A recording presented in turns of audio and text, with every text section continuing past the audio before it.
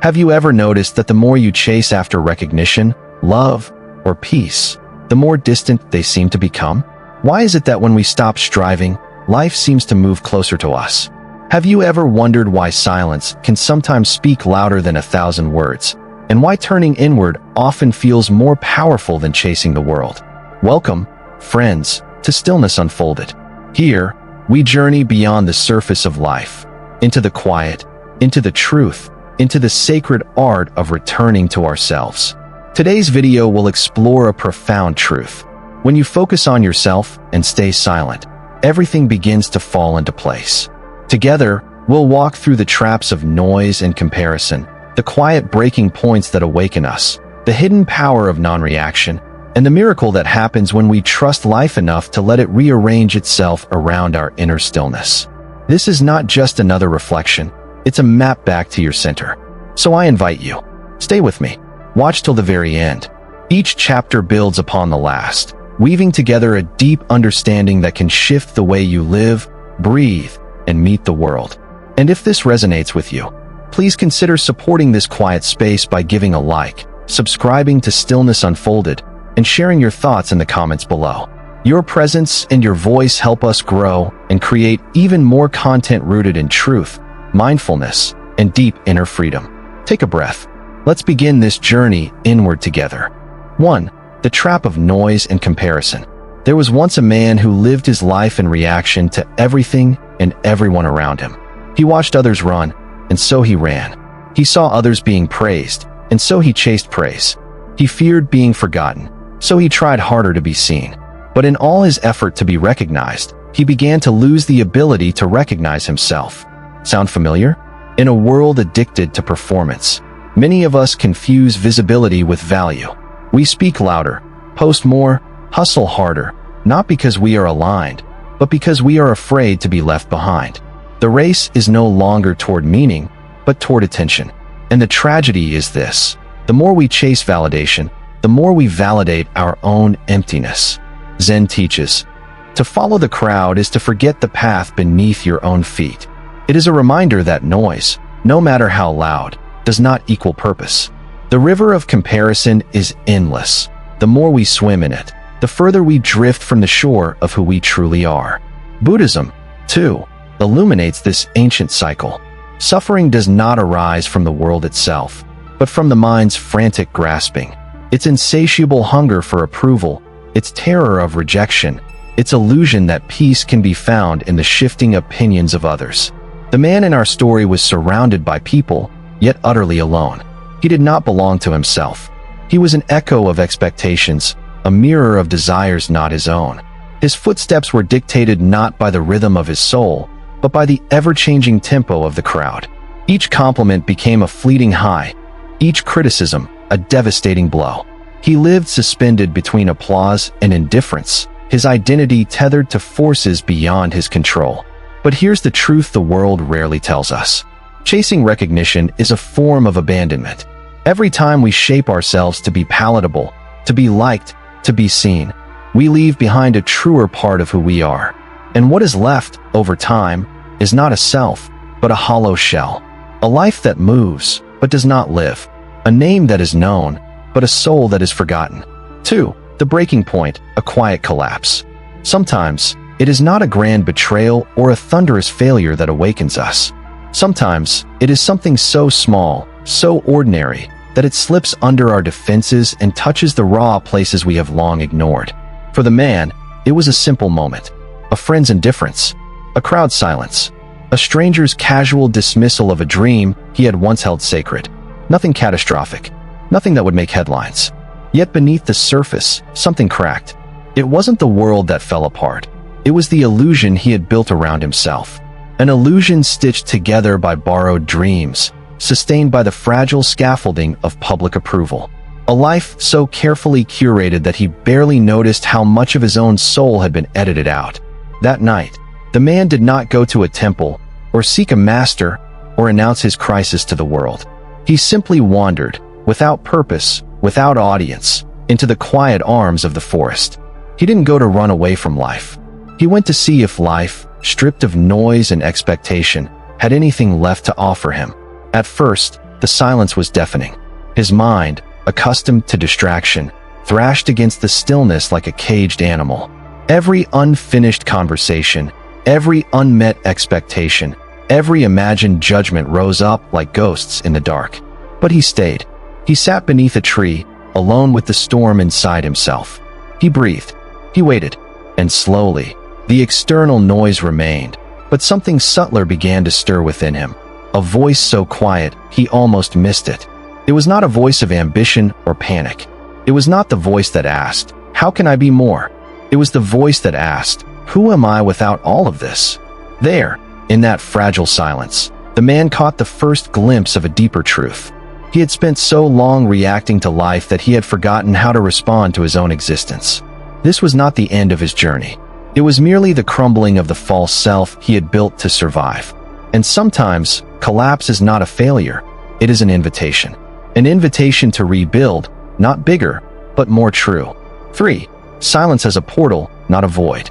The world often mistakes silence for emptiness. We are taught to fear quiet moments, to fill every pause with noise, every gap with words. But the forest whispered a different lesson. As the man sat beneath the tree, the first temptation was to run, not from danger, but from stillness itself. His mind, long trained to seek stimulation, flinched at the vast open space within. Without the usual distractions, he was left facing the only thing he had avoided his whole life, himself. But what he found was not a void. It was a doorway.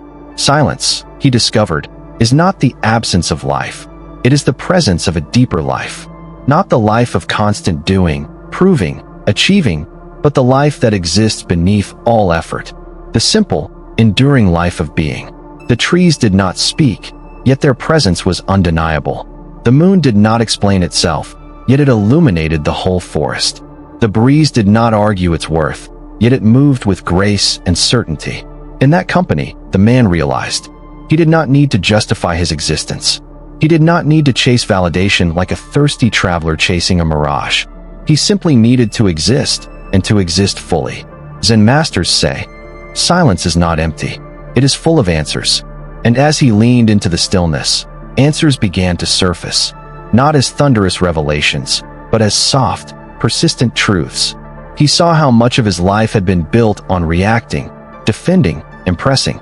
He saw how noise had masked his fear, and busyness had concealed his longing. He saw that the most profound wisdom was not something he could capture by striving. It could only be received by surrender. Silence was not punishing him. It was holding him. It was inviting him back to the source of himself, a place he had never truly left, only forgotten. In the spaciousness of stillness, he realized, you are not what you chase. You are not what you fear. You are not the sum of others' attention. You are the quiet awareness that remains when everything else falls away. 4. Reclaiming the self through attention. Attention is the purest form of love. Yet most of us give it away so freely, scattered across worries, expectations, and endless pursuits, until nothing remains for ourselves. Sitting beneath the tree, the man realized how rarely he had offered his own attention to himself. He had monitored others' reactions, memorized their preferences, adjusted to their moods. But had he ever truly observed the landscape within his own heart? In Buddhism, mindfulness is not simply noticing.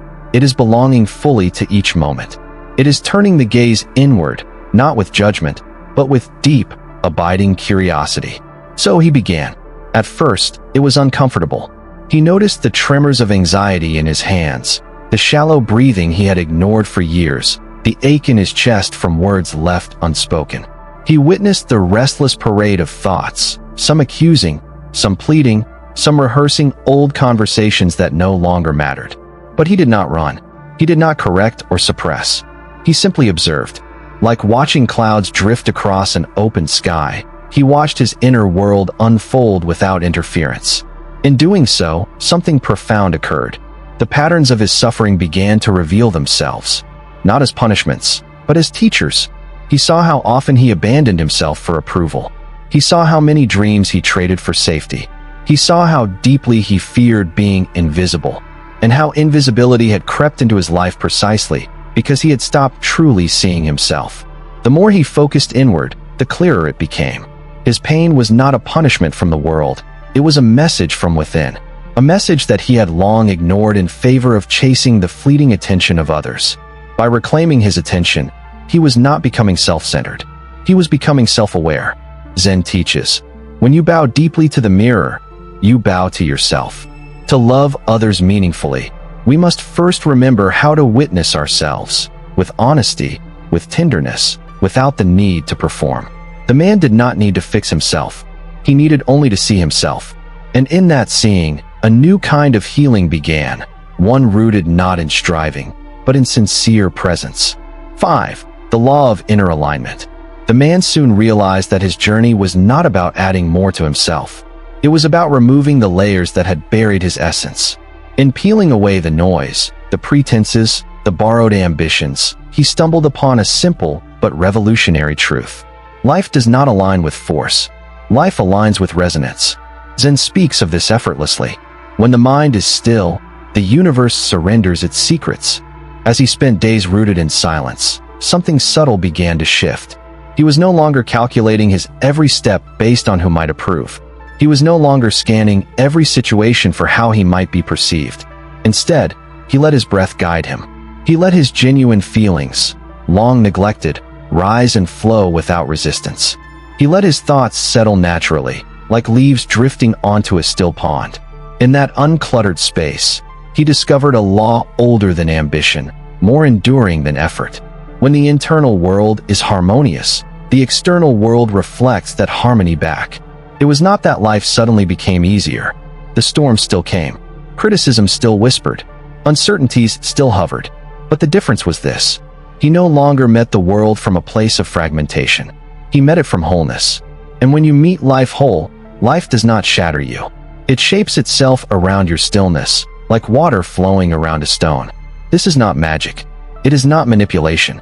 It is simply the nature of energy. When you are desperate, you vibrate with desperation, and life echoes it back. When you are peaceful, you vibrate with serenity, and life bends toward that frequency. Buddhism teaches, as the mind, so the world. The man had spent years trying to bend life to his will, exhausting himself in a battle he could never win. But now, without lifting a finger to force or control, he found that doors opened. Opportunities arrived. Relationships deepened, not because he chased them, but because his being had become a quiet invitation. Alignment was never about conquering the world. It was about coming home to himself, and letting the world recognize that home, without being asked. 6. The power of non-reaction. There is a hidden strength in those who do not react to every ripple around them. In a world obsessed with instant replies, heated arguments, and public displays of outrage, stillness has become a rare and potent power.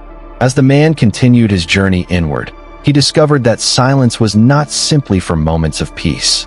It was a shield for moments of provocation, where once he would have rushed to defend himself, explaining, justifying, fighting for understanding. He now chose something different. He chose to remain silent. Not the silence of fear, but the silence of mastery. When criticized, he no longer scrambled to prove his worth. When misunderstood, he no longer twisted himself to be seen correctly. When challenged, he no longer saw every disagreement as a battlefield he must win. He understood now that reaction is energy given freely to anything that tugs at your ego.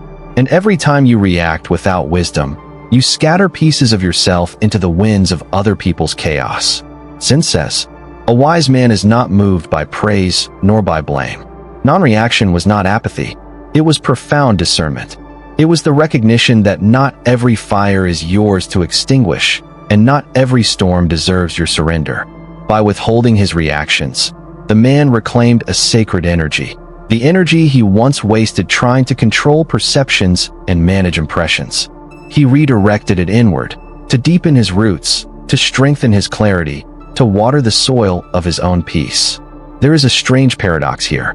The more he refused to react, the stronger his presence became. The more he withheld his need to explain, the more others leaned in, sensing a depth they could not easily name. In Buddhist teachings, true speech is not only about what you say, it's about when you choose not to speak. In mastering his impulses, the man did not lose his voice. He found its truest note, the one that did not need to shout to be heard, did not need to argue to be understood. The world kept spinning around him, but he no longer spun with it. And in that centered stillness, he found the kind of strength that cannot be taken away, because it is rooted not in how the world responds to you, but in how you respond to the world. 7. Letting life rearrange itself. The man once believed that life needed his constant steering, that if he didn't push, control, demand, and strive, everything he desired would slip through his fingers. But in the quiet space of non-reaction, another truth emerged. Life does not fall apart when you release your grip. It falls into place. There is a current beneath all things, a hidden river that carries us toward the experiences, the people, the moments meant for our growth. When we thrash against it, we exhaust ourselves. When we surrender to it, we arrive exactly where we are needed. The man learned to trust this unseen flow, not with blind passivity, but with wise participation. He still showed up each day. He still made choices, still planted seeds. But he no longer obsessed over how and when the harvest would come. Buddhist thought calls this right effort, effort that is rooted in intention, not in desperation.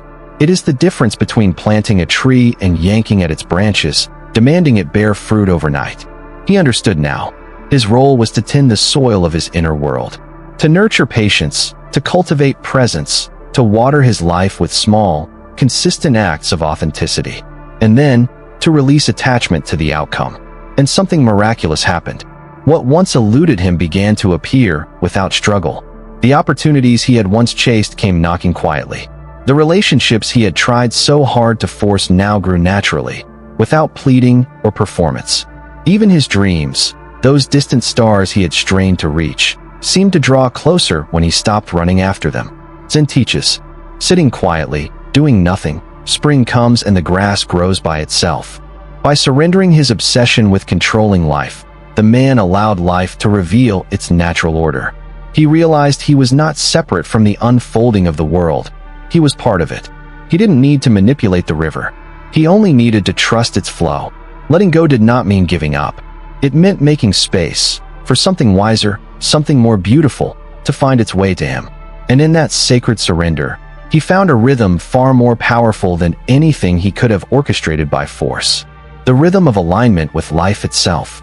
8. Returning to the world, transformed.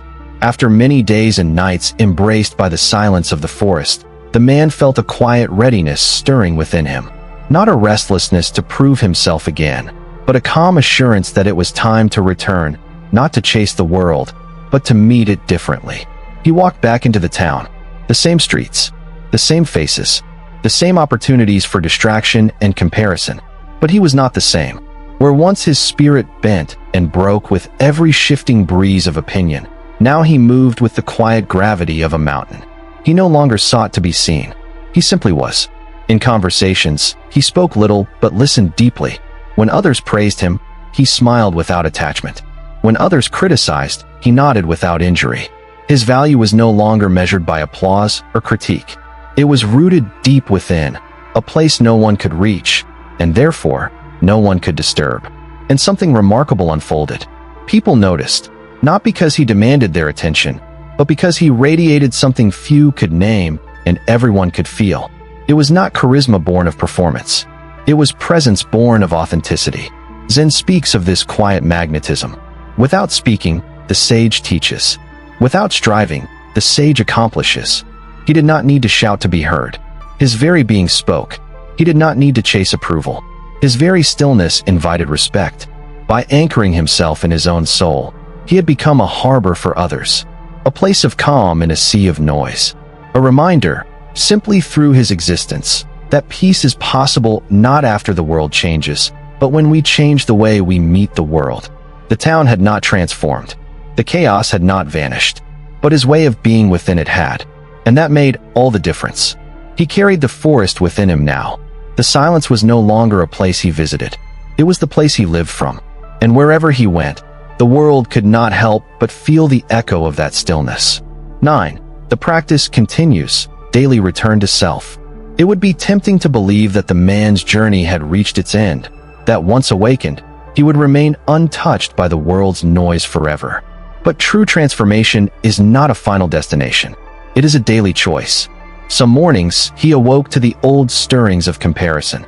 Some afternoons, he felt the pull to explain, to defend, to be seen. Some nights, he caught himself longing again for recognition that would never satisfy the soul. And yet, now he knew. The practice is not about perfection. It is about return.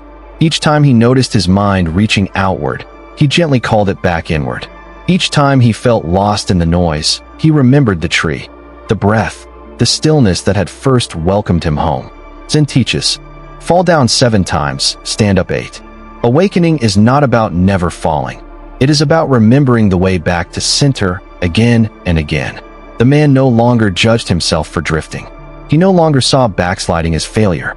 He understood that the path of stillness is not straight and unbroken, but winding, living, breathing, like a river that sometimes swells, sometimes narrows, but always finds its way home.